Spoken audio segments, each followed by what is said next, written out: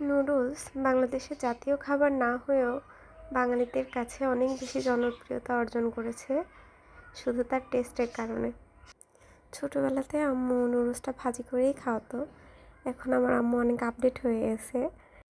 আমার আম্মু এখন সুপি নুডলস বানানো শিখেছে, তো নিজেই প্রাউড করে বলে যে এটা অনেক মজা হয়।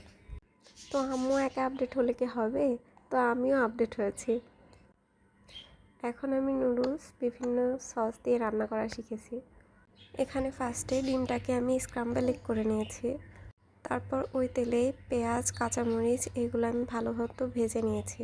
এরপর একে একে গাজর এবং ক্যাপসিকাম দিয়ে তার মধ্যে আগে থেকে সিদ্ধ করে রাখা নুডলস দিয়ে তারপর আমি ভালোমতো ভেজে নিয়েছি।